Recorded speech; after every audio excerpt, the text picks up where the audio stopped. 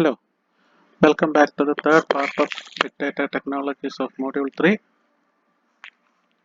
നമ്മൾ ആദ്യത്തെ രണ്ട് പ്രസൻറ്റേഷൻസുകളിലായി ഹഡൂപ്പ് ഇക്കോസിസ്റ്റത്തിൻ്റെ മേജർ കമ്പോണൻസിനെ കുറിച്ചുള്ള ഡിസ്ക്രിപ്ഷനിലാണ് നമ്മൾ വന്നുകൊണ്ടിരിക്കുന്നത്. അതിൽ ആദ്യത്തെ രണ്ട് പ്രസൻറ്റേഷനിൽ നമ്മൾ HDFS, മാപ്പ് റെഡ്യൂസ് എന്നിങ്ങനെ രണ്ട് കമ്പോണൻസുകളെ കുറിച്ച് പറഞ്ഞു. സെക്കൻഡ് പ്രസൻറ്റേഷനിൽ HBase, യോൺ, ഹൈവ് എന്നീ മൂന്ന് കമ്പോണൻസിനെ കുറിച്ച് പറഞ്ഞു. അപ്പോൾ ഇതിലെല്ലാം നമ്മൾ പറഞ്ഞത് രണ്ടെണ്ണം സ്റ്റോറേജ്, മൂന്നാമത്തേത് ഒരു ഡാറ്റ വെയർഹൗസിംഗ് എൻവയൺമെൻറ്റ്, അടുത്തത് ഒരു ഓപ്പറേറ്റിംഗ് സിസ്റ്റം എൻവയൺമെൻറ്റ് മുതലായ കാര്യങ്ങളെക്കുറിച്ചാണ് നമ്മൾ ഇതുവരെ പറഞ്ഞത്. ഇനി നമുക്ക് ഉള്ള കമ്പോണൻസ് എന്ന് പറയുന്നത് ഇതിനെയൊക്കെ മോണിറ്റർ ചെയ്യാനും മാനേജ് ചെയ്യാനുമുള്ള ഡിഫറെൻറ്റ് കമ്പോണൻസുകളെ കുറിച്ചാണ് ഇനി നമുക്ക് പറയാനുള്ളത്. അതിലാദ്യത്തെ കമ്പോണൻ്റാണ് സ്കൂപ്പ് എന്ന് നമ്മൾ പറയുന്ന component. Scoop is A data integration tool. എന്തിനാണ് ഈ ഡാറ്റ ഇൻ്റഗ്രേഷൻ ടൂൾ എന്ന് പറയുന്നത്? കാരണം scoop is a tool designed four transfer data between HDFS, RDMS like MySQL, Oracle, Sybase, etc. കാരണം നമ്മുടെ പല ഡാറ്റകളും സ്ട്രക്ചേർഡ് ഡാറ്റകളായിട്ട് ഇരിക്കുന്നുണ്ടാവാം. ആ സ്ട്രക്ചേർഡ് ഡാറ്റകളൊക്കെ നമുക്ക് സ്റ്റോർ ചെയ്യണമെങ്കിൽ നോർമലി നമ്മൾ എന്തിലേക്കാണ് ഉപയോഗിക്കുക? RDBMSകളാണ് ഉപയോഗിക്കുക. അങ്ങനെയുള്ള RDBMS ഡാറ്റയെ നമുക്ക് മാപ്പ് റെഡ്യൂസ് വേണമെങ്കിൽ HDFSലേക്ക് കൊണ്ടുവരേണ്ടി വരും. അങ്ങനെ HDFSലേക്ക് കൊണ്ടുവരാൻ വേണ്ടിയിട്ടുള്ള ഡാറ്റ ട്രാൻസ്ഫർ പ്രൊമോട്ട് ചെയ്യുന്ന അല്ലെങ്കിൽ സപ്പോർട്ട് ചെയ്യുന്ന സർവീസാണ് Sqoop. Service means it's a component. ആ കമ്പോണൻറ്റ് സർവീസാണ് സ്കൂപ്പ് എന്ന് നമ്മൾ പറയുന്നത്. ഇതിൻ്റെ മേജറായിട്ട് ഒറ്റ സ്റ്റേറ്റ്മെൻറ്റിൽ നമുക്കറിയാം, export data back to RDBMS. So data transfer means it is from the RDBMS to your Sqoop, then Sqoop to HDFS and reverse also on the right side, and reverse also, because whatever HDFS is processing it has to be taken back. ഈ ഒരു പ്രോസസ്സിന് വേണ്ടിയിട്ട് നമ്മൾ ഉപയോഗിക്കുന്ന മെക്കാനിസമാണ് ഏതെന്ന് പറയുന്നത് scoop എന്ന് നമ്മൾ പറയുന്നത്. അപ്പോൾ ഇനി നമുക്കതിൻ്റെ കുറച്ച് എക്സ്പ്ലനേഷൻസിലേക്ക് നോക്കാം. അപ്പോൾ ഇതിൻ്റെ എല്ലാം മുന്നിൽ നമ്മൾ അപ്പാച്ചെ എന്ന് ചേർക്കുന്നുണ്ട്. കാരണം എന്താണെന്ന് വെച്ചാൽ അപ്പാച്ചെയാണ് ഇതിൻ്റെ ഓപ്പൺ സോഴ്സ് പ്രൊവിഷൻ നമുക്ക്, അല്ലെങ്കിൽ ഓപ്പൺ സോഴ്സ് ആയിട്ട് ഡെവലപ്പ് ചെയ്തിരിക്കുന്നത് അവരാണ്. It is a tool designed for efficiently transferring bulk data between Hadoop and structured data store. അപ്പോൾ സ്ട്രക്ചേർഡ് ഡാറ്റ ഹഡൂബിലേക്ക് ട്രാൻസ്ഫർ ചെയ്ത് അവിടുന്ന് പ്രോസസ്സ് നടത്താൻ വേണ്ടിയിട്ടുള്ള ഒരു മെക്കാനിസമാണ് ഏതെന്ന് പറയുന്നത് സ്കൂപ്പ് എന്ന് പറയുന്നത്. അപ്പോൾ അതിന് എന്താണ് ചെയ്യുന്നതെന്ന് പറയുന്നുണ്ട്. എന്താണെന്ന് വെച്ചാൽ Sqoop imports data from external structured data stores into HDFS or related system like Hive or HBase. അപ്പോൾ HDFSലേക്ക് മാത്രമല്ല, അതിന് കറസ്പോണ്ടിങ് ആയിട്ടുള്ള ഹൈവിലേക്കോ HBaseലേക്കോ ഏതിലേക്കാണ് നമുക്ക് ഡാറ്റ വേണ്ടത് എന്ന് വെച്ചാൽ ആ എൻവയൺമെൻറ്റിലേക്ക് നമ്മുടെ ഡാറ്റയെ ട്രാൻസ്ഫർ ചെയ്യാനും അവിടെ നിന്ന് തിരിച്ച് റിലേഷണൽ RDBMSലേക്ക് അല്ലെങ്കിൽ RDBMSലേക്ക് കൊണ്ടുപോകാൻ വേണ്ടിയിട്ടും നമുക്ക് ആര് സഹായിക്കും? സ്കൂപ്പ് എന്ന് പറയുന്ന മെക്കാനിസം സഹായിക്കും. Now, Sqoop can also be used to export data from Hadoop and export to external structured data such as relational databases or enterprise data warehouses. അവിടെയാണ് HBase ആണെങ്കിൽ റിലേഷണൽ ഡാറ്റാബേസസിലേക്കും ഹൈവ് ആണെങ്കിൽ ഡാറ്റ വെയർഹൗസിലേക്കും ഉള്ള ഒരു relation നമുക്ക് ഉണ്ടാക്കാൻ അല്ലെങ്കിൽ export and export facility ചെയ്യാൻ വേണ്ടിയിട്ട് നമുക്ക് സ്കൂപ്പിനെ ഉപയോഗിക്കാം. അപ്പോൾ എന്തിനാണ് സ്കൂപ്പ് എന്നൊരു ചോദ്യം. വാട്ട് ഈസ് സ്കൂപ്പ് എന്ന് പറഞ്ഞു കഴിഞ്ഞു. അടുത്ത ചോദ്യം വൈ സ്കൂപ്പ് എന്നുള്ള ക്വസ്റ്റ്യൻ ആണ്. That is data already available in RDBMS world wide. അപ്പോൾ ഇതുവരെയുള്ള നമ്മുടെ എല്ലാ ഡേറ്റകളും ഒരുമാതിരി വളരെ എല്ലാ ഡേറ്റകളും RDMSലായിട്ട് നമ്മളിപ്പോൾ സ്റ്റോർ ചെയ്ത് വെച്ചിട്ടുണ്ട്. അതുപോലെ തന്നെ പറയുന്നുണ്ട്, ഒരു കാര്യം കൂടെ പറയുന്നു, processing is done, that is first case is already available in RDBMS. Second is processing is done in RDBMS till this time. അപ്പോൾ ഇങ്ങനെ ഇരിക്കുന്ന സമയത്ത് ആണ് ഹഡൂപ്പ് എന്ത് ചെയ്യുന്നത്? Hadoop has come to the market. And also the volume of data that can be processed in Hadoop is very high. So സ്വാഭാവികമായിട്ടും നമ്മൾ എന്ത് ചെയ്യപ്പെടും? നമ്മൾ ഈ പുതിയ പ്രോസസ്സിംഗ് മെക്കാനിസത്തിലേക്ക് നമുക്ക് പോകേണ്ടതായ ഒരു ആവശ്യകത വരുന്നു. കാരണം ഹിസ്റ്റോറിക്കൽ ഡേറ്റയൊക്കെ അനലൈസ് ചെയ്യുക എന്ന് പറഞ്ഞാൽ ഡേറ്റ വെയർ ഹൗസിനേക്കാൾ വളരെ നന്നായിട്ട് ഇതിനെ വെച്ച് ചെയ്യാൻ പറ്റും. നമ്മുടെ ബിഗ് ഡേറ്റ എൻവയൺമെൻറ്റ് വെച്ചുള്ള ബിഗ് ഡേറ്റ പ്രോസസ്സിംഗ് വെച്ചിട്ട് നമുക്ക് ചെയ്യാൻ പറ്റും. അപ്പോൾ അങ്ങനെ ഈ RDBMSൽ ഉണ്ടായിട്ടുള്ള ഡേറ്റ ഹഡൂപ്പിൻ്റെ പ്രോസസ്സിങ്ങിന് വേണ്ടിയിട്ട് നമുക്ക് മാറ്റേണ്ടി വരും. ഇങ്ങനെയുള്ള ഒരു സമയത്താണ് അപ്പോൾ ഇവിടെ എന്ത് വേണം? ഈ transferring the data using scripts is inefficient and time consuming. സാധാരണ നമ്മൾ മൈഗ്രേഷൻ പ്രോസസ്സിലൊക്കെ ചെയ്യുന്നത് പോലെ നമുക്കതിനെ ഒരു സ്ക്രിപ്റ്റ് എഴുതിയിട്ട് ആ സ്ക്രിപ്റ്റ് വഴി നമുക്കിതിനെ അങ്ങോട്ടേക്ക് മാറ്റാൻ പറ്റും. പക്ഷേ അതിനേക്കാൾ എഫക്റ്റീവായിട്ട് നമുക്ക് ഏത് വെച്ച് മാറ്റാൻ പറ്റുമെന്നാണ് പറയുന്നത്? സ്കൂപ്പ് വെച്ചിട്ട് നമുക്ക് മാറ്റാൻ പറ്റും. ഇതാണ് സ്കൂപ്പിൻ്റെ ഒരു ആർക്കിടെക്ചർ. അതിനകത്ത് പ്രത്യേകിച്ച് ഒന്നുമില്ല. കാരണം നമ്മൾ പറഞ്ഞ വളരെ സിമ്പിൾ പ്രോസസ്സാണ്. There is N RDBMS and this is the HDFS file system, അല്ലെങ്കിൽ ഹൈവ്, അല്ലെങ്കിൽ HBase, that what ever it is, that is N Hadoop file system. So ഇവിടെ ഒരു ടൂൾ അവൈലബിൾ ആണെന്ന് പറയുന്നു. What this tool does is, this tool imports and exports the data between the RDBMS and Hadoop file system. Then Sqoop import. രണ്ട് ടേമുകൾ അവിടെ നമ്മൾ ഉപയോഗിച്ചിട്ടുണ്ട്, ഒന്ന് import and export. So import tool means individual tables from RDBMS to HDFS. അതായത് HDFS ആണ് reference, Hadoop ആണ് reference. അപ്പോൾ ഹഡൂപ്പിലേക്ക് ഒരു സാധനത്തിനെ ഇമ്പോർട്ട് ചെയ്യുന്നു, ഹഡൂപ്പിൽ നിന്ന് ഒരു സാധനത്തിനെ എക്സ്പോർട്ട് ചെയ്യുന്നു എന്നുള്ള മീനിങ്ങിലാണ് നമ്മൾ ഇത് എടുക്കേണ്ടത്. So individual tables from the RDBMS. ഇപ്പോൾ RDBMSലുള്ള ടേബിൾസിനെ നമ്മൾ എങ്ങോട്ടേക്ക് ഇമ്പോർട്ട് ചെയ്യുന്നു അല്ലെങ്കിൽ ട്രാൻസ്ഫർ ചെയ്യുന്നു? It is transfer to the HDFS. അതിനെയാണ് നമ്മൾ ഇമ്പോർട്ട് എന്ന് നമ്മൾ പറയുന്നത്. Each row in a table is treated as a record in the HDFS. ഇപ്പോൾ HDFSൻ്റെ കോണ്ടെക്സ്റ്റ് ഒക്കെ നമുക്കറിയാം. അത് ഹൈവ് ആണെങ്കിൽ ഇങ്ങനെയായിരിക്കും, HBase ആണെങ്കിൽ ഇങ്ങനെയായിരിക്കും എന്നൊക്കെ നമ്മൾ നേരത്തെ പറഞ്ഞതാണ്. അപ്പോൾ അല്ലെങ്കിൽ HDFS ആണെങ്കിൽ ഇങ്ങനെയായിരിക്കും, ഹൈവ് ആണെങ്കിൽ ഇങ്ങനെയാണ്, HBase ആണെങ്കിൽ ഇങ്ങനെയാണെന്നൊക്കെ നമ്മൾ നേരത്തെ പറഞ്ഞു കഴിഞ്ഞതാണ്. Then all records R stored as text data in text files. ഒന്നുകിൽ അപ്പോൾ നമ്മൾ ഈ ഇമ്പോർട്ട് ചെയ്യുന്നത് ഒരു റോ ആയിട്ടാണ് സൂക്ഷിക്കുക എന്ന് പറഞ്ഞു. ആ റോ തന്നെ ടെക്സ്റ്റ് ഡേറ്റയായിട്ടോ, ഒരു ടെക്സ്റ്റ് ഫയലിലെ ടെക്സ്റ്റ് ഡേറ്റയായിട്ടോ, അല്ലെങ്കിൽ ബൈനറി ഡേറ്റയായിട്ടോ, ബൈനറി ഡേറ്റയിൽ അതായത് സീക്വൻസ് ഫയൽസ് ആയിട്ടോ, Avro and sequence files, in Avro and sequence files. ഇതിൽ രണ്ടിലും നമുക്ക് സീക്വൻസ് ഫയൽസ് എടുക്കാം. ഏവ്രോ അവിടെ നിൽക്കട്ടെ. Binary data in a sequence file. അപ്പോൾ സീക്വൻസ് ഫയലിലെ ഒരു ബൈനറി ഡേറ്റയായിട്ടോ ആയിരിക്കും എന്ത് ചെയ്യപ്പെടുക? ഈ സ്കൂപ്പ് ഇതിനെ ഇമ്പോർട്ട് ചെയ്യപ്പെടുക. ദാറ്റ് മീൻസ് RDBMSലുള്ള ഡേറ്റ HDFSൻ്റെ ഏതെങ്കിലും ഒരു ഫോർമാറ്റിലേക്ക് മാറ്റുന്നു. അപ്പോൾ എക്സ്പോർട്ട് എന്ന് പറഞ്ഞാൽ അവിടെ തന്നെ ഉണ്ട്. എന്താണ്? It set exports a set of files from HDMS back to RDBMS. അപ്പോൾ HDFSൽ നിന്ന് തിരിച്ച് RDMSലേക്ക് പോകുന്നതാണ് ഏതെന്ന് പറയുന്നത്? എക്സ്പോർട്ട് എന്ന് പറയുന്നത്. ഇവിടെ എന്താ പറയാം? Files given as the files. So the files given as input to Sqoop contain records. അപ്പോൾ തിരിച്ച് HDFSൽ നിന്ന് വരുന്നത് എന്തായിട്ടാണ് വരുന്നത്? റെക്കോർഡ്സ് ആണ് വരുന്നത്. അപ്പോൾ ആ റെക്കോർഡ്സിനെ നമ്മൾ എന്തായിട്ട് കൺസിഡർ ചെയ്യും? ആ റെക്കോർഡ്സിനെ നമ്മൾ എന്തായിട്ട് കൺസിഡർ ചെയ്യുക? Consider it as A raw in A tables. ഒരു ടേബിളിൻ്റെ റോ ആയിട്ടാണ് നമ്മൾ കൺസിഡർ ചെയ്യുക. These are read and passed into a set of records and delimited with the user specified delimiters. അപ്പോൾ ഇവിടെ എത്തുമ്പോഴത്തേക്ക് യൂസർ കൊടുക്കുന്ന ഒരു ഡീലിമിറ്റർ വെച്ചിട്ടാണ് എങ്ങോട്ടേക്ക് കൊണ്ടുപോയി എഴുതുക? നിങ്ങളുടെ RDBMSലേക്ക് കൊണ്ടെഴുതുക. സോ ആ ഡീലിമിറ്റർ represents the columns of the record.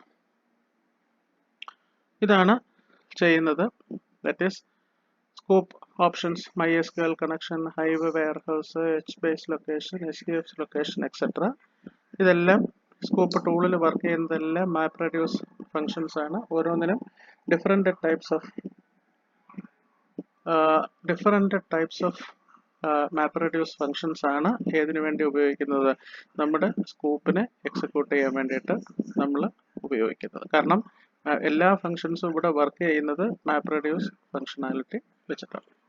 So ഇതറിയാമല്ലോ, ഇതെല്ലാം നിങ്ങൾക്ക് അറിയാവുന്നതാണ്. ദാറ്റ് ഈസ് നമ്മൾ ആൾറെഡി ഡിസ്കസ് ചെയ്ത് പോയ കാര്യങ്ങളാണ്. HDFS, ഹൈവ്, HBase, ദെൻ പിന്നെ ഏതാണ് മാപ്പ് റെഡ്യൂസ്. ഇതെല്ലാം നമ്മൾ നേരത്തെ ഡിസ്കസ് ചെയ്ത് പോയ കാര്യങ്ങളാണ്. അതിൽ ഓരോന്നിലും അതിൻ്റെതായ എല്ലാ റെപ്രസെൻറ്റേഷൻസും നമ്മൾ പറഞ്ഞിട്ടുണ്ട്.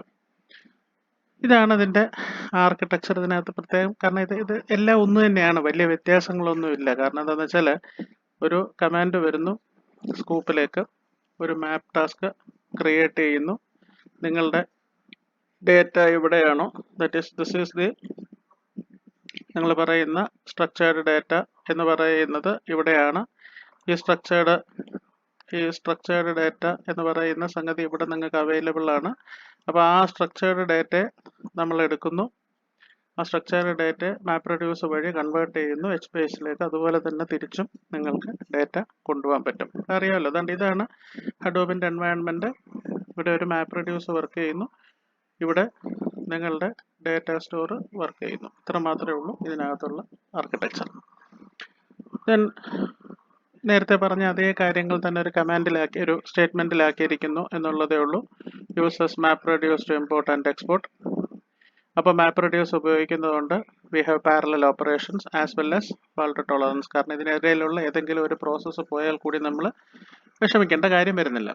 Then Sqoop makes developers' life easy by providing command line interfaces. ഇനി ഇതിൻ്റെ ഇടയ്ക്ക് നമ്മൾ ഡെവലപ്പേഴ്സിന് കമാൻഡ് ലൈൻ ഇൻ്റർഫേസ് എന്ന് പറഞ്ഞാൽ എന്താണെന്ന് അറിയാലോ. ആ പ്രോംപ്റ്റിനുള്ളിൽ കമാൻഡ് കൊടുക്കുന്ന മെക്കാനിസമാണ് കമാൻഡ് പ്രോംപ്റ്റ് അല്ലെങ്കിൽ കമാൻഡ് ലൈൻ ഇൻ്റർഫേസ് എന്ന് പറയുന്നത്. ആ കമാൻഡ് ലൈൻ ഇൻ്റർഫേസ് കൂടി നമുക്ക് ഏതിൽ കിട്ടുന്നുണ്ട്, കമാൻഡ് ലൈൻ ഇൻ്റർഫേസ് കൂടി നമുക്കിതിൽ ഈ സ്കൂപ്പിൽ പ്രൊവൈഡ് ചെയ്യപ്പെടുന്നുണ്ട്. Developers just need to provide the basic information like, ഒരു ബേസിക് ഇൻഫർമേഷൻസ് കൊടുക്കണം. എന്തൊക്കെയാണ് ഈ ബേസിക് ഇൻഫർമേഷൻസ് എന്നുള്ളതാണ്. Like source of data, then destination of data, then database authentication and details of the Sqoop command. നിങ്ങൾ എന്ത് Sqoop കമാൻഡാണോ ഉപയോഗിക്കുന്നത് എന്നുള്ളത് അതുകൂടി അതോടൊപ്പം നമ്മൾ മനസ്സിലാക്കേണ്ടതായിട്ടുണ്ട്. Then Sqoop takes care of the remaining part. Sqoop എന്ത് ചെയ്യുന്നുണ്ട്, സ്കൂപ്പ് അതിൻ്റെ റിമൈനിങ് പാർട്ട് കംപ്ലീറ്റ്. ഇത്രയും ഇൻസ്ട്രക്ഷൻസ് കൊടുത്തു കഴിഞ്ഞാൽ ബാക്കിയുള്ള എല്ലാ കാര്യങ്ങളും ആര് നോക്കിക്കോളും, scoop will handle the rest of the things. അടുത്ത കമ്പോണൻ്റ് ആണ് ഫ്ലൂം എന്ന് പറയുന്നത്. Flume is A distributed reliable and available service. ഇങ്ങനെയാണ് ഇതിൻ്റെ ഡെഫിനേഷൻ പറയുന്നത്. Distributed reliable and available service for efficiently collecting, aggregating and moving large amount of streams of data such as log files, events, etc. from various sources into Hadoop distributed system. അപ്പോൾ പല സ്ഥലങ്ങളിൽ നിങ്ങൾക്ക് കിട്ടുന്ന പലതരത്തിലുള്ള large amount of files, അതായത് log files, events, streaming data. ആ streaming ഡേറ്റയുടെ examples ആണ് ഏത് പറയുന്നത്, ലോഗ് ഫയൽസ് ആൻഡ് ഈവൻസ് എന്ന് വെച്ചിട്ടാണ് പറയുന്നത്. അങ്ങനെയുള്ള സ്ട്രീമിംഗ് ഡേറ്റയെ എഫിഷ്യൻ്റായിട്ട് കളക്ട് ചെയ്യാനും അഗ്രിഗേറ്റ് ചെയ്യാനും അതിനെ മൂവ് ചെയ്യാനും വേണ്ടി ഉപയോഗിക്കുന്ന ഒരു distributed reliable and available service ആണ്. Always it will be available എന്നാണ് പറയുന്നത്. അങ്ങനെയുള്ള ആ അവൈലബിൾ ഒരു സർവീസിനെയാണ് നമ്മൾ ഫ്ലൂം എന്ന് നമ്മൾ പറയുന്നത്. എല്ലാത്തിൻ്റെയും കൂടെ അപ്പാച്ചെ ഉണ്ടാകുമെന്ന് ഞാൻ പറഞ്ഞല്ലോ, ആദ്യമേ തന്നെ പറഞ്ഞില്ല, Apache will be there with all. Then Flume is a tool or a service or data ingestion mechanism for collecting, aggregating and transporting large amount of streams of data from various web servers to a centralized data store. ഇപ്പോൾ പല സ്ഥലങ്ങളിലായിട്ട് കിടക്കുന്ന web സെർവേഴ്സുകളിലുള്ളതോ അല്ലെങ്കിൽ നമ്മളുടെ പ്രോസസ്സിങ്ങിന് ആവശ്യമായി വരുന്നതോ ആയ ഡേറ്റയെ പല സ്ഥലങ്ങളിൽ നിന്ന് നമുക്ക് കളക്ട് ചെയ്ത് ഒരു സെൻട്രലൈസ്ഡ് സ്റ്റോറിൽ കൊണ്ടുവരാനുള്ള മെക്കാനിസമാണ് ഫ്ലൂം എന്ന് നമ്മൾ പറയുന്നത്.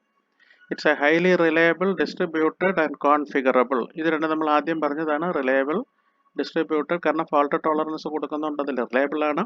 മൾട്ടിപ്പിൾ സിസ്റ്റംസ് ഉപയോഗിക്കുന്നുണ്ട്, അത് ഡിസ്ട്രിബ്യൂട്ടഡ് ആണ്. ആൻഡ് ഈ മൾട്ടിപ്പിൾ സിസ്റ്റംസും ഉള്ളതുകൊണ്ട് നമുക്കതിനെ കോൺഫിഗറബിൾ ആക്കാൻ പറ്റും.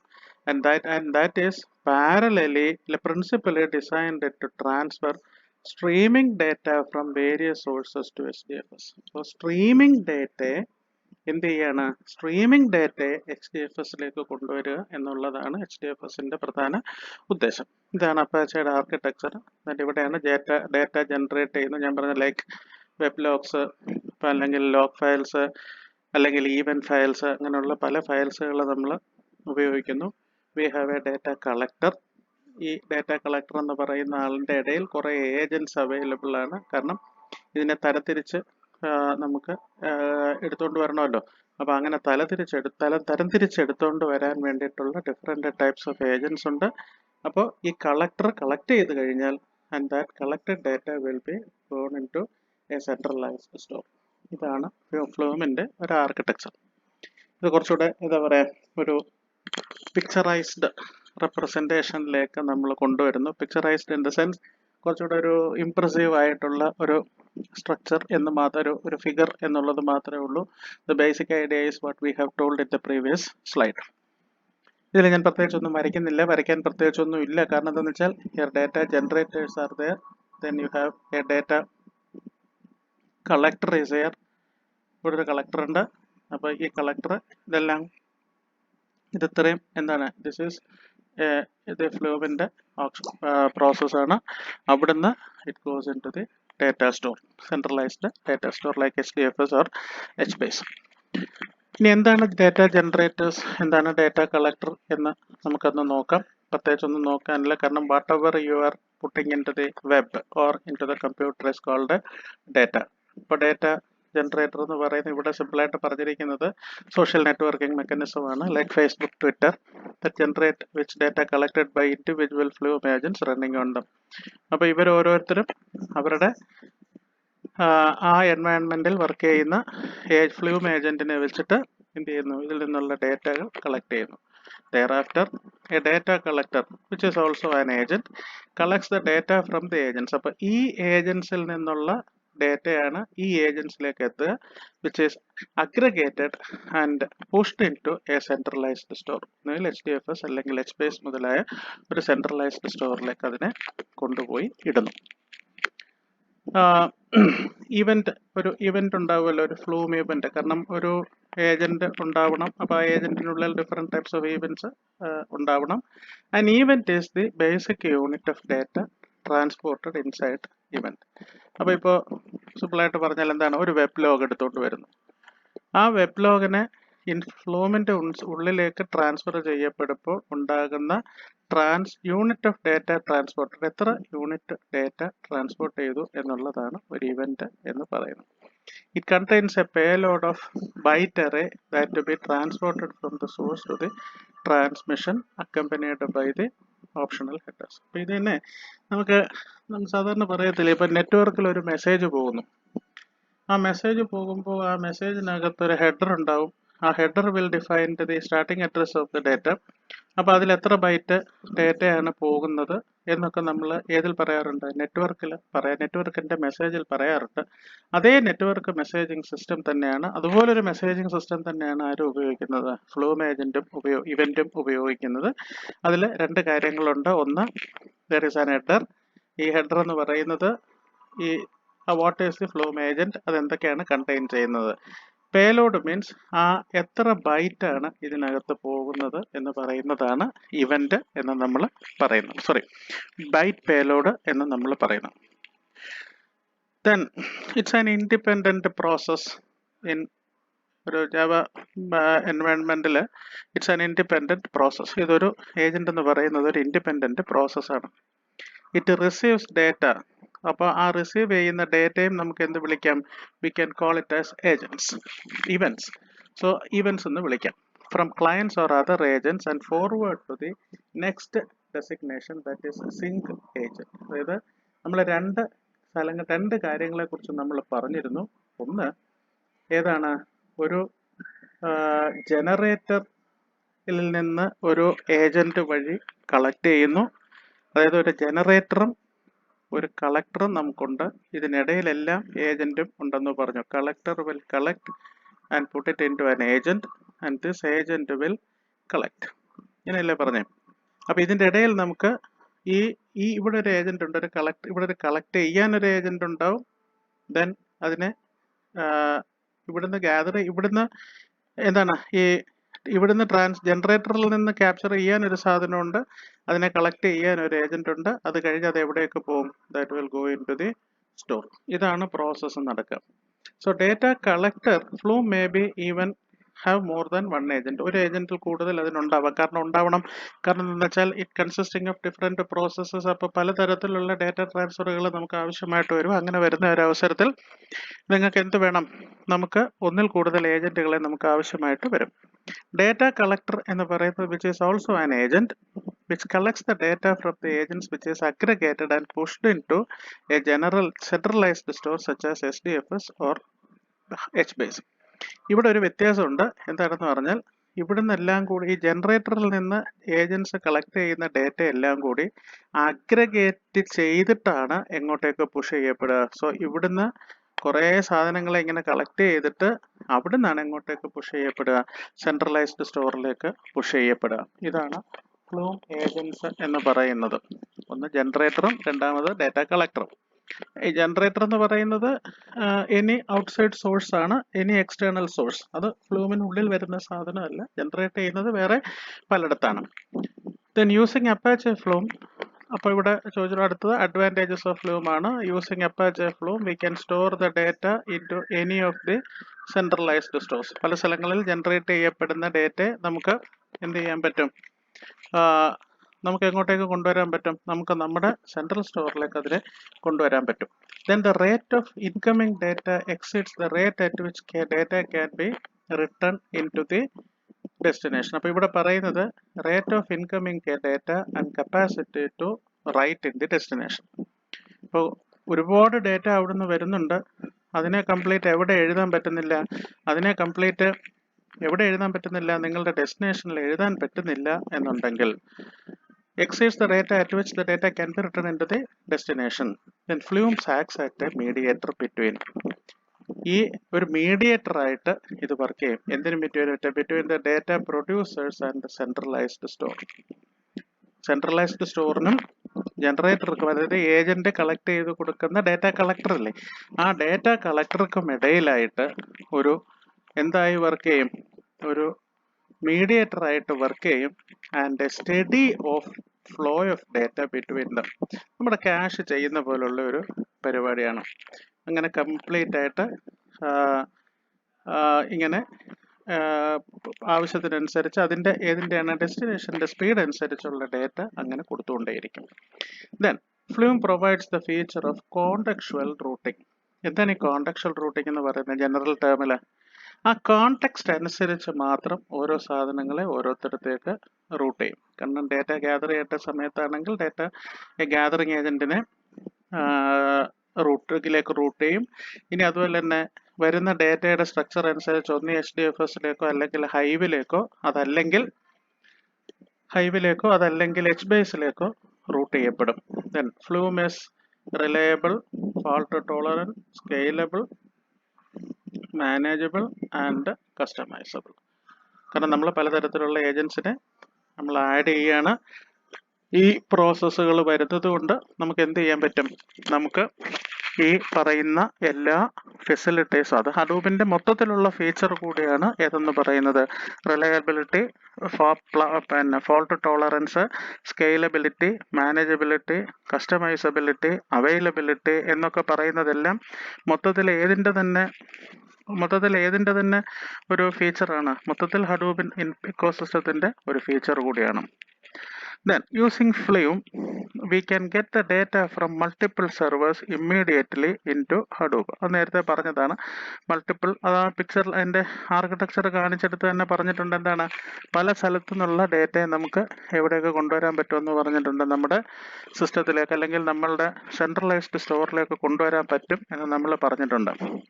Along with the log files, Flume is also used to import huge volume of event data produced by social networking sites like Facebook and Twitter,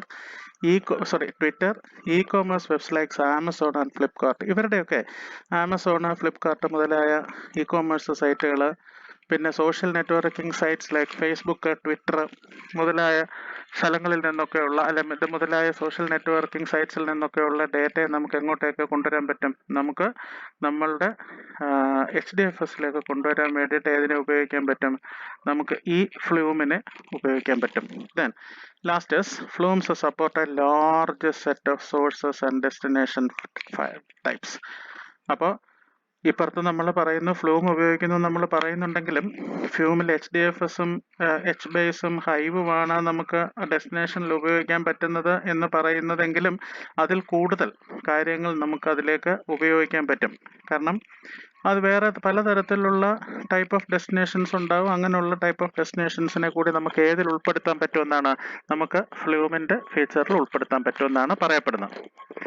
ഇനി സ്കൂപ്പും ഫ്ലൂമും തമ്മിലുള്ള ഡിഫറൻസ് ഉണ്ട്. കാരണം സ്കൂപ്പും ഇതുപോലെ ഒരു ഡാറ്റ ട്രാൻസ്ഫർ പ്രൊവൈഡ് ചെയ്യുന്ന സാധനമാണ്. പക്ഷെ അവിടെ എന്താ പ്രത്യേകത എന്ന് പറഞ്ഞാൽ it is the data exchange of structured data. ഇവിടെ പറയുന്നത് എന്താണ്? Streaming data, moving bulk streaming data into HDFS. Sqoop has a connector-based architecture. Connectors also know how to connect to the respective data sources. ഇത് പറയുന്നത് connectors വഴിയാണ് connect ചെയ്യപ്പെടുന്നത് എന്നാണ്. കണക്ടേഴ്സിന് അറിയാം ഏത് റെസ്പെക്റ്റീവ് ഡാറ്റ സോഴ്സുമായിട്ടൊക്കെയാണ് കണക്ട് ചെയ്യേണ്ടത്. അതിന് അവിടുന്ന് എൻ്റെ ഡാറ്റ ഫെച്ച് ചെയ്യപ്പെടുന്നു. Flume is on an agent based architecture. അപ്പോൾ രണ്ട് കാര്യങ്ങളും നോക്കണം. ഒന്ന്, സ്കൂപ്പ് എന്ന് പറയുന്നത് ഈ പേരുകൾ പ്രത്യേകം ശ്രദ്ധിക്കുക. ഒന്ന് കണക്ടർ ബേസ്ഡ് ആണ്, ഒന്ന് ഏജന്റ് ബേസ്ഡ് ആണ്. So connector based and agent based. Now, which is called as agent, which takes care of the fetching data. ഇത് രണ്ടും നമ്മളിപ്പോൾ പറഞ്ഞതാണ്. HDFS is a destination for data import using Sqoop. Sqoop വെച്ച് import ചെയ്യുമ്പോൾ നമുക്ക് ഏതിൽ മാത്രമേ പറ്റത്തുള്ളൂ? HDFSലേക്ക് മാത്രമേ നമുക്ക് ഡാറ്റ പറ്റത്തുള്ളൂ. അതൊരു പ്രധാന പോയിന്റാണ്, നോട്ട് ചെയ്യപ്പെടേണ്ടത്. പിന്നെ data flow to HDFS through more than 0 or more channels. ഒന്നിലധികമോ ചാനലുകൾ, അതായത് എന്താണ്, നമ്മൾ പല ഏജന്റുകൾ ഉപയോഗിക്കുന്നുണ്ട്. അപ്പം ഏജന്റുകൾ തന്നെ നമുക്ക് ഏതിലേക്ക് കണക്ട് ചെയ്യാൻ പറ്റും? HDFSലേക്ക് കണക്ട് ചെയ്യാൻ പറ്റും. അത് മാത്രമല്ല അവിടെ പല types of destination can be used എന്നൊരു സ്റ്റേറ്റ്മെന്റ് കൂടി നമ്മൾ നേരത്തെ പറഞ്ഞിട്ടുണ്ട്. Then Sqoop data load into is not event driven. അതിനകത്ത് ഇവന്റിനെ കുറിച്ച് യാതൊന്നും പറയുന്നില്ല. അത് അതിന്റെ ഡേറ്റ മാത്രമേ പറയുന്നുള്ളൂ. വേറെസ് ദിസ് ഈസ് ഏതാണ് Flume is completely based on driven by event. കാരണം നമ്മൾ വെബ് ലോഗ് അതുപോലുള്ള കാര്യങ്ങളെ കുറിച്ചൊക്കെയാണ് നമ്മൾ പറഞ്ഞത്. ലോഗ് ഫയൽസ്, വെബ് ലോഗ് മുതലായ സാധനങ്ങളെ കുറിച്ചാണ് പറഞ്ഞത്. ദാറ്റ് ഈസ് എന്താണ്? those are all event. In order to import data from structured data sources, one has to use Sqoop only.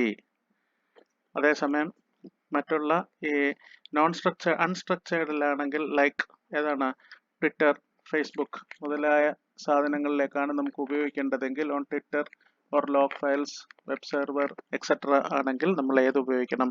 Or streaming data ആണെങ്കിൽ നമുക്ക് ഏത് ഉപയോഗിക്കാൻ പറ്റും?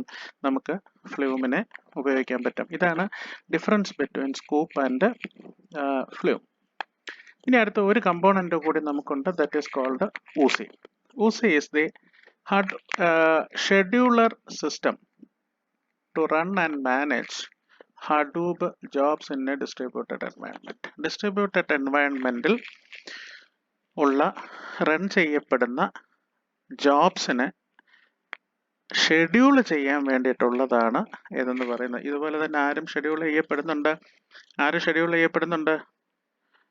പിഗ് അല്ല സോറി ആര് ഷെഡ്യൂൾ ചെയ്യ പിഗ് അല്ല, അത് pig is A scripting language. ആരാണ് ഷെഡ്യൂൾ ചെയ്യപ്പെടുന്നത്? ഇതുപോലെ തന്നെ യാൺ കൂടി നമുക്ക് ഏതിൻ്റെ കൂടെ ഉപയോഗിക്കുന്നുണ്ട്? ഊസിയെ പോലെ തന്നെ നമുക്ക് ഉപയോഗിക്കാൻ പറ്റുന്നുണ്ട്. പക്ഷേ Oozie and YARN are connected, അല്ലെങ്കിൽ both are taking part in the scheduling. It allows to combine multiple complex jobs to be run in several in a sequential order to achieve bigger task. അപ്പോൾ ഇവിടെ ഒരു പ്രത്യേകതയുണ്ട്. എന്താണ്? Uzi allow ചെയ്യുന്നുണ്ട് എന്തിനാണ്? Multiple complex ജോബ്സിനെ ഒരു sequential ഓർഡറിൽ execute ചെയ്യാനായിട്ട് ഇത് സഹായിക്കുന്നുണ്ട്. And one of the main advantage of Uzi is that it is tightly integrated with the Hadoop stack, supporting various Hadoop jobs like Hive, Pig, Sqoop, as well as system-specific jobs like Java and Shell. അപ്പോൾ ഈ മാതിരിയുള്ള പല Hadoop stack എന്ന് പറഞ്ഞാൽ പല സാധനങ്ങൾ വഴി ഇപ്പം നമ്മൾ പ്രോഗ്രാം സ്പെസിഫിക് പ്രോഗ്രാമിംഗ് അല്ലെങ്കിൽ പ്രോഗ്രാം സ്പെസിഫിക് സിസ്റ്റം ഡിസ്ക്രിപ്ഷൻ നമ്മളൊരു കാര്യം പറയാറുണ്ട്. ആ പ്രോഗ്രാം സ്പെസിഫിക് സിസ്റ്റം ഡിസ്ക്രിപ്ഷനിലേക്ക് കൊണ്ടുവരുമ്പോൾ മാത്രമാണ് അത് എന്തിലേക്കാവുന്നത്? അതൊരു സ്റ്റാക്കിലേക്ക് പോകുന്നുള്ളൂ, അല്ലെങ്കിൽ അതൊരു പ്രത്യേക ഒരു ഓപ്പറേറ്റിംഗ് സിസ്റ്റത്തിലേക്കോ അല്ലെങ്കിൽ ഡെവലപ്മെന്റിലേക്കോ പോകുന്നുള്ളൂ. അല്ലാത്ത സ്ഥലത്ത് നമ്മൾ എന്താണ് പറയുക? വി ആർ ഇൻകോർപ്പറേറ്റഡ് ഇറ്റിനെ സ്റ്റാക്ക് എന്നാണ് നമ്മൾ പറയുക. ഇപ്പോൾ ഒരു സിസ്റ്റം റൺ ചെയ്യുന്നു, ഒരു വലിയ സിസ്റ്റം റൺ ചെയ്യുന്നു. ആ വലിയ സിസ്റ്റം റൺ ചെയ്യുമ്പോൾ നമ്മൾ ഡെവലപ്മെന്റിന് എടുക്കുന്നു. ഓക്കെ, ഓപ്പറേറ്റിംഗ് സിസ്റ്റം എന്നതായിരിക്കണം, ജാവ ഉണ്ടായിരിക്കണം, അതിന് മുകളിലൊരു URL ഉണ്ടായിരിക്കണം. സോറി, URL അല്ല, അതിൻ്റെ മുകളിലൊരു എന്താ പറയുക, ഈ UML ഉണ്ടായിരിക്കണം. ആ UML-ന് കറസ്പോണ്ടിങ് ആയിട്ടുള്ള ഒരു സ്പെസിഫിക്കേഷൻ ഉണ്ടായിരിക്കണം. എന്നിങ്ങനെ കുറെ ഒരു സ്റ്റാക്ക് പോലെ നമ്മൾ പറയും. അതുപോലെ തന്നെയാണ് ഹഡൂബിന്റെ സ്റ്റാക്കുമായിട്ട് ടൈറ്റ്ലി ഇൻ്റഗ്രേറ്റ് ചെയ്തിരിക്കുന്ന ഈ സാധനത്തിന് പല ഹഡൂബിന്റെ ജോബ്സുകളെയും സപ്പോർട്ട് ചെയ്യാൻ പറ്റും. That is jobs from Hive, jobs from Pig, jobs from Sqoop. ഇപ്പോൾ Sqoop from job from Java, ഒരു ഷെൽ പ്രോഗ്രാമിങ്ങിൽ വരുന്നത്. That is everything that to be with the Hadoop. It is an open-based Java. It is an open source Java web application. ഇതൊരു web application ആണ്. It is responsible for triggering the workflow actions which in turn uses the Hadoop execution engine to actually execute the task. ഇതിൽ പ്രത്യേകിച്ച് ഒന്നും പറയാനില്ല. കാരണം എന്താണ്, ഇത് നമ്മൾ പറഞ്ഞല്ലോ, ഒരു ജോബ്സിന് സീക്വൻഷ്യലൈസ് ചെയ്ത് എക്സിക്യൂട്ട് ചെയ്യാൻ പറ്റുന്നു. ആ സീക്വൻഷ്യൽ എക്സിക്യൂഷനാണ് നമ്മൾ വർക്ക് ഫ്ലോ എന്ന് നമ്മൾ പറയുന്നത്. ആ സീക്വൻസ് ക്രിയേറ്റ് ചെയ്യുന്നതിനാണ് നമ്മൾ വർക്ക് ഫ്ലോ എന്ന് പറയുന്നത്. ആ വർക്ക് ഫ്ലോ ക്രിയേറ്റ് ചെയ്യാൻ ഊസി ഉപയോഗിക്കാം. അത് മാത്രമല്ല, വർക്ക് ഫ്ലോ ആക്ഷൻസ് എന്തിലേക്കാണ് പോകുന്നത്? ഹഡൂബ് എക്സിക്യൂഷൻ എൻജിൻ ഉപയോഗിച്ചിട്ട് ആ വർക്കിനെ എക്സിക്യൂട്ട് ചെയ്യുന്നു. It is able to leverage the existing Hadoop mechanism for load balancing, failover etcetera. അപ്പോൾ ഫാൾട്ട് ടോളറൻസിനും ലോഡ് ബാലൻസിങ്ങിനും ഇതിനൊക്കെ നമുക്ക് ഇത് ഷെഡ്യൂൾ ചെയ്യാനായിട്ട്, നമുക്ക് ലോഡ് ബാലൻസിങ് വേണമെന്നെങ്കിൽ ഒരു ഷെഡ്യൂൾ ആവശ്യമാണല്ലോ. ഓക്കെ, ഇന്ന പ്രോസസ്സ് ഇന്നടത്തേക്ക് പോകണം എന്നുള്ള ഒരു ഷെഡ്യൂൾ വേണം. ആ ഷെഡ്യൂള് നമുക്ക് കൃത്യമായിട്ട് ക്രിയേറ്റ് ചെയ്യാൻ ഏതുകൊണ്ട് പറ്റും? ഊസി വെച്ചിട്ട് പറ്റും എന്നുള്ളതാണ്. ദെൻ 3 ടൈപ്പ് ഓഫ് ജോബ്സ് ആണ് ഊസിയിലുള്ളത്. ഒന്ന് ഊസി വർക്ക് ഫ്ലോ. ആദ്യത്തേത് Oozie workflow ആണ്.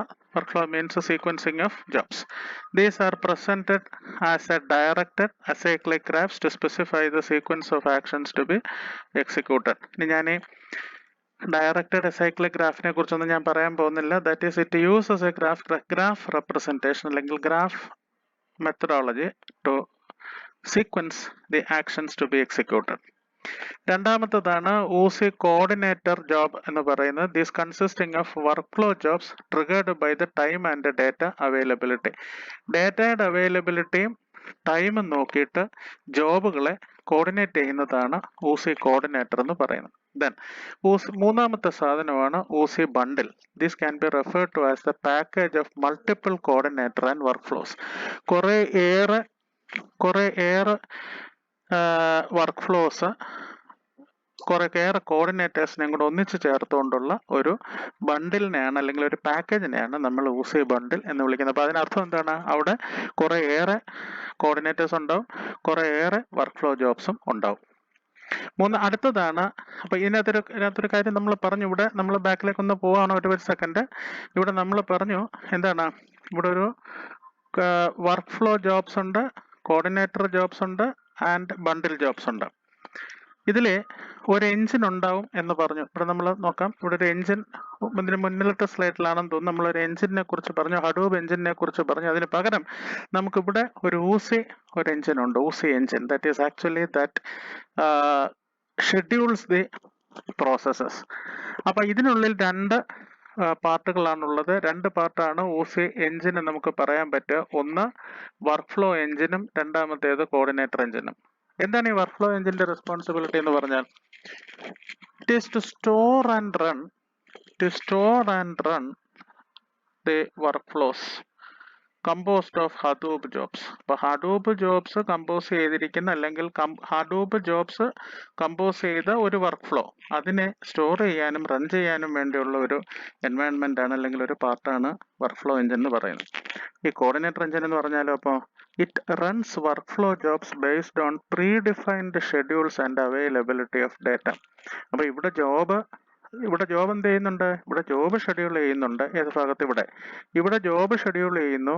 ആ ജോബിനെ ടൈമും ആ ഡേറ്റ അവൈലബിലിറ്റിയും ടൈമും നോക്കിയിട്ട് ആ പ്രോസസ്സിനെ എക്സിക്യൂട്ട് ചെയ്യുന്നു. ഈ രണ്ട് കാര്യങ്ങളാണ് ഊസയുടെ എഞ്ചിൻ ചെയ്യപ്പെടുന്നത്. ഇതാണ് ഊസയുടെ ഒരു architecture. Different Oozie clients are there. Then Oozie web app ഉണ്ട്, അവിടുന്ന് ലോഞ്ചർ ജോബ്സ് ഉണ്ട്. And this is the actual program, Differnce. So you have an actual program that is running. It's a two-way communication. See, start a MapReduce program.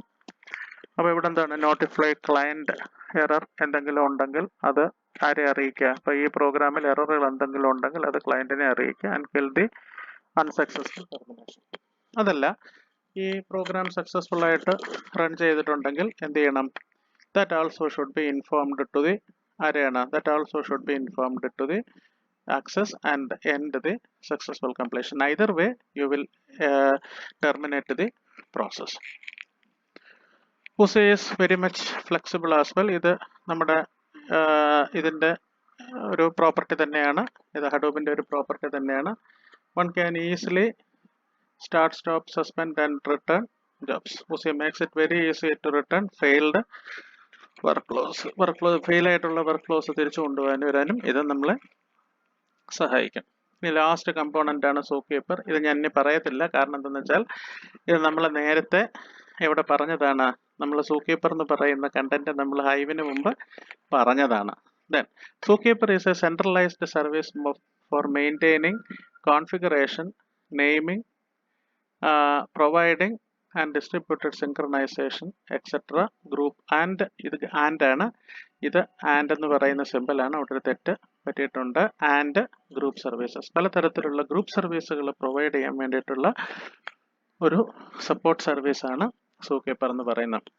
All these kinds of services are used in some or the other by distributed applications. ഇതിൽ വരുന്ന ഏതെങ്കിലുമൊക്കെ സർവീസുകൾ distributed applications ഉപയോഗിക്കാറുണ്ട്.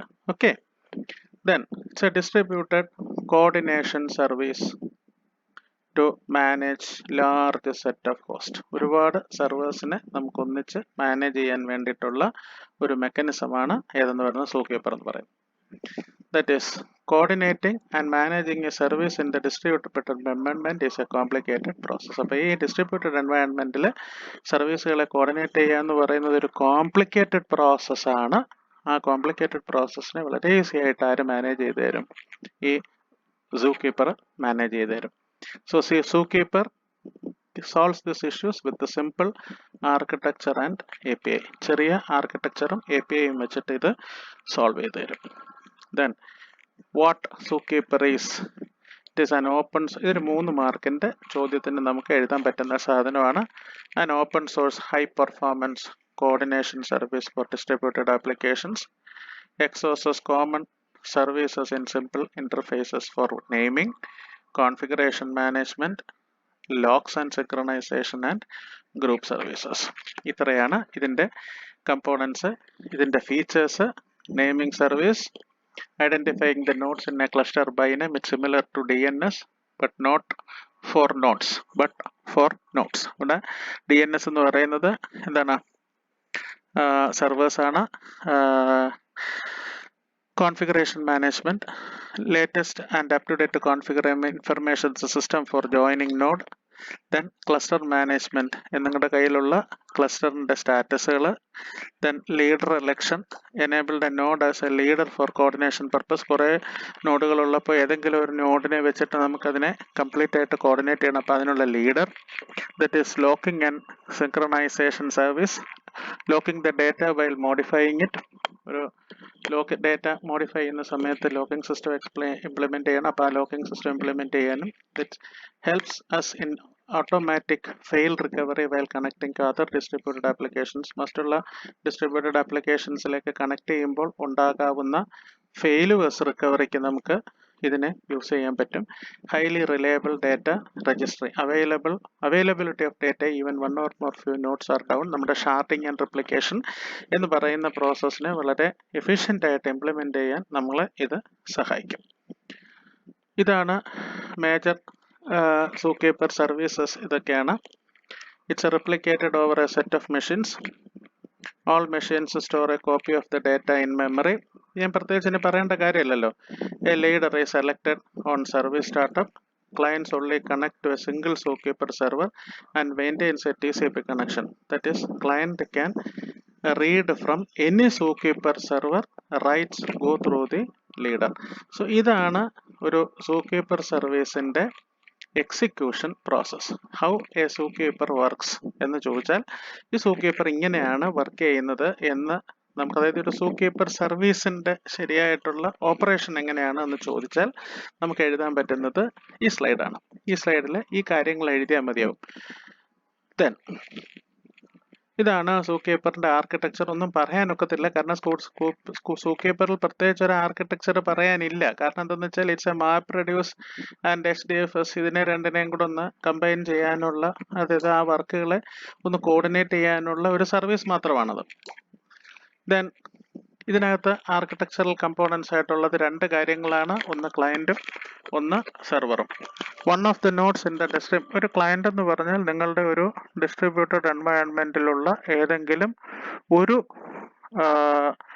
നോഡിനെയാണ് നമ്മൾ എന്ത് വിളിക്കുക, ഒരു client എന്ന് വിളിക്കുക.